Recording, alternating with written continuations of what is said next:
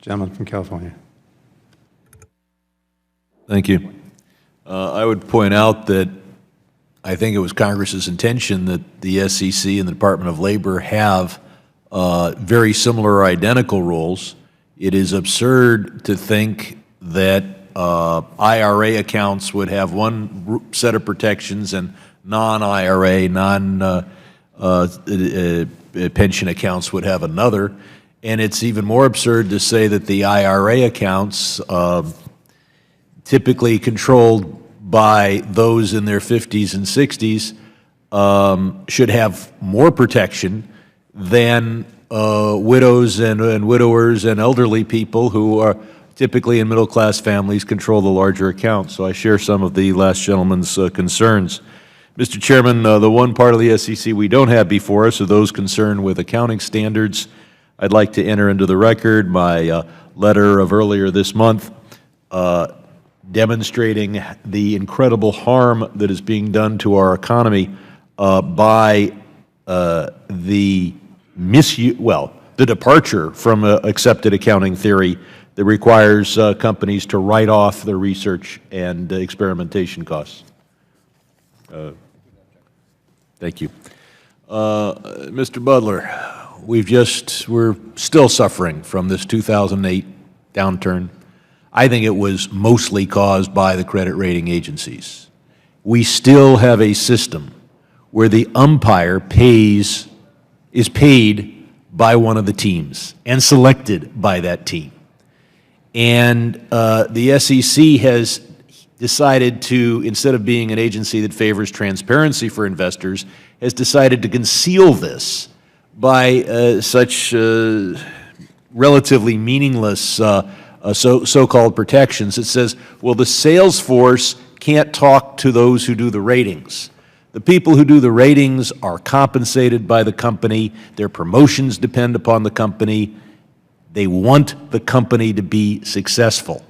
Is there any rule that those engaged in rating debt obligations cannot receive stock options, bonuses, or any benefit from the success of the company they work for? Mr. Butler.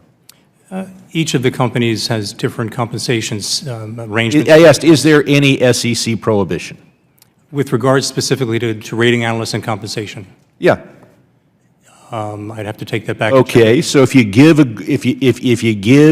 great inflation, the company makes money, your stock options do better, and the SEC has no rule of which you're aware. And if you're not aware of the rule, it'd be very hard to think the rule's being enforced, since you're the one that would be enforcing the rule.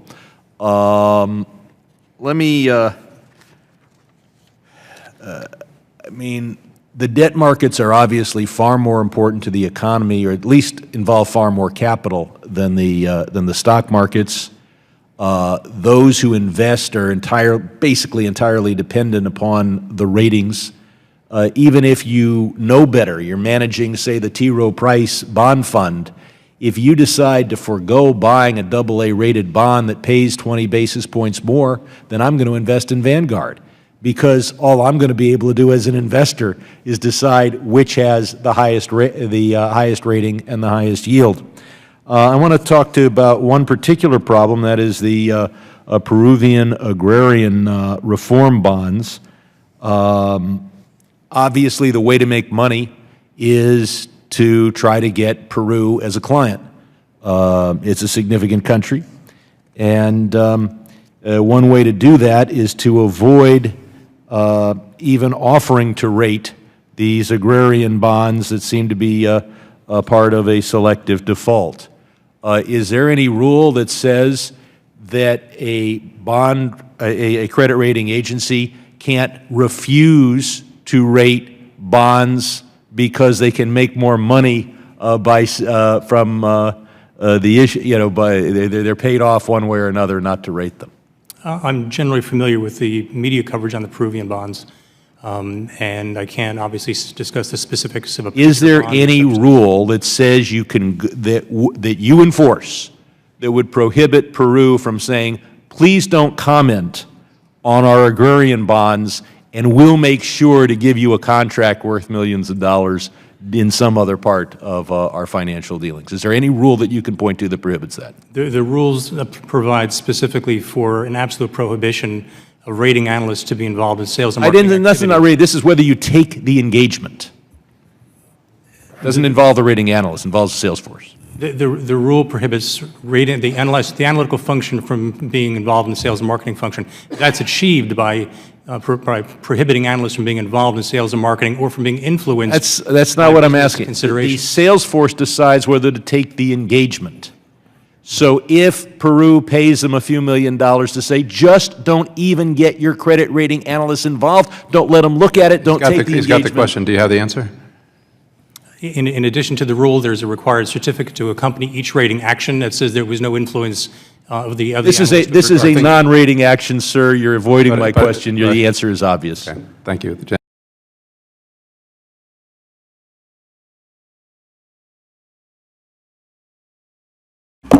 Afternoon.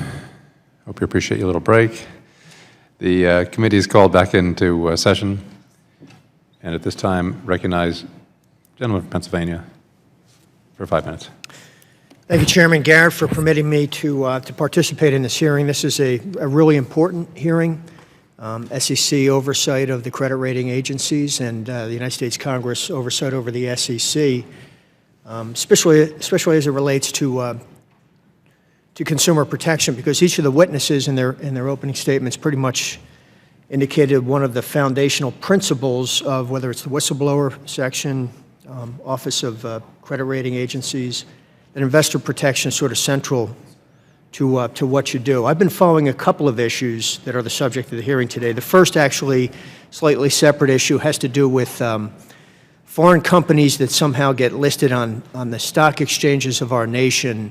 They end up being fraudulent companies, many of them Chinese companies. We then find out that they're nothing but shell entities. A lot of U.S. investors have been hurt significantly. And I'm not going to ask the members of the panel to address this, but with the chairman's permission, I'd like to write to the members. I'll do it through the chairman's office. I'm concerned that either the SEC and or the United States Congress or us working together are not doing enough to protect investors. And so I want to follow up on that issue. But today I want to follow up on the issues that were raised by the members, Mr. Lynch and Mr. Sherman. Mr. Lynch is concerned, as am I, that we're not doing enough to stamp out conflicts of interest within the credit rating agency sector of our economy, of the financial services industry. We have a lot of work to do there. Mr. Butler, in response to Mr. Lynch's questions, you indicated, that in terms of full, compliance with new regulations that are being issued by the SEC, that you see this more as I think you said a journey rather than a destination. I would hope the destination is full compliance with all the new regulations, including stamping out all conflicts of interest. Maybe you can explain what you mean by a journey rather than a destination. I would hope the journey is pretty quick and that we're not adrift in that journey. What did you mean by that it's more of a journey than a destination? What I meant by that, Congressman, is compliance isn't an end state with that companies achieve, and then compliance is over. I view compliance as something that's needed every single day. The firms have large compliance staffs. They've been adding significantly to the numbers of their compliance staffs. They've been conducting reorganizations internally to effect enhanced compliance. And what I meant by saying it's a journey, not a destination, is that this is a continually evolving necessity. As the industry changes, as the types of products change, the types of compliance that's necessary within the firms may itself need to change. Certainly you're concerned about conflicts within, especially the big three of the credit rating agencies, since those big three, they account for what, like 80% of the market? We're very concerned about conflicts of interest across all the 10 registrants that are registered with the SEC. I want to follow up on Mr. Sherman's questions about this Peruvian issue. Certainly you've seen the newspaper stories and the advertisements about the agrarian land bonds. You familiar with that? I'm familiar with some of the media coverage about the bonds. Can you explain to the committee what your understanding is of the conflict at this point? With regard to the Peruvian bonds, I really don't have any particular details other than what the media reported, and it had to do with two of the rating agencies, one of which is registered with the SEC for sovereigns and one of which is not. I'm looking at Standard & Poor's Rating Services, this appears to be an analysis of the Republic of Peru done about 6 months ago, September 2015. Seems to have rated as investment grade with a stable outlook the sovereign debt or the bonds of the Republic of Peru. But you're familiar that there are other bonds issued by the government a couple of decades ago that are in default. You've heard that, correct? I've seen the media articles on it. It's been a while since I read the media articles on it. And you're aware that these same rating agencies are not willing to rate that debt for some reason? Are you aware of that? Again, it's been a while since I've read the media coverage on it in this particulars. With respect to this particular issue, what are the circumstances that a rating agency should be permitted to rate, new sovereign debt and get paid to do that, and that's part of their business model, we understand that, but ignore the requests of the investor community to rate other debt issued by the government that's in default? How is it the rating agencies get to pick and choose what debt they're going to rate and what debt they're not going to rate, especially when it affects small investors in the United States of America? The rating agencies are required to establish, maintain, and enforce policies and procedures to address their conflicts of interest. And within that, there are conflicts of interest identified, which would be disclosure-based, and others that are absolutely prohibited. The prohibited conflicts would include the separation. But what kind of discretion does a credit rating agency have to just decide on their own what they're going to rate and what they're not going to rate?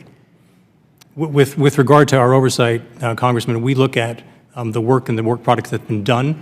We don't have authority with regard to the substance of ratings or the procedure methodology. I'll tell you what my concern is. My concern is that there are pension funds in half the states in this country that have invested the retirement savings of police officers, of firefighters, of building construction trades workers, average everyday Americans who are losing money in certain investments where Standard & Poor's in this particular case has said, yeah, Republic of Peru is investment grade, but they're in default on other bonds. And I'm concerned that they're deciding what bonds are going to rate and what bonds are not going to rate, because if they rated these land bonds that were issued a couple decades ago and found out that they're all in default, that would affect all of the other ratings that they've issued.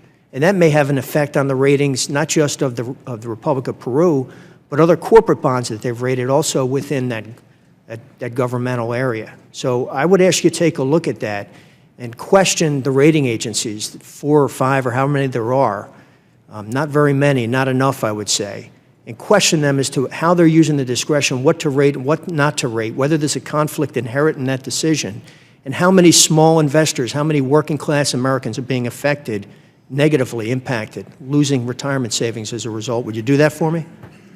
Thank you, sir. Would you do that? I'm not at liberty to discuss the substance of an examination, but I'm happy to take your comment under advisement. I'll follow it up with you. Thank you. Thank you, Chairman. Thanks. And before I call him the gentleman from Maine, I just want clarity as to one of the answers on that. When you say that there are already rules in place as far as the conflict of interest for what the decision by the rating agency, I think I understand what you're saying. But that conflict that they have is on the, that conflict that they have to make sure that there isn't a conflict of interest is on the, going forward, the decision on the entity that they're going to be rating tomorrow. So if they're rating the XYZ country or entity over here, they have to make sure there is no conflict in that decision, right, is what you're saying? The new rules that were adopted in August 2014, effective June 2015, require there's a certificate with regard to any rating action. The rating action could be either a new issuance or a surveillance of an old rating. Right. But it doesn't go to the point that the gentleman from Pennsylvania was making as far as their decision not to rate someone. There's no question. You don't look to see whether there was a conflict of interest when they decided we're not going to rate X, Y, and Z. Is that correct? As it's currently crafted today, we're looking for surveillance activities and new issuance activities. Okay. Thank you. With that, now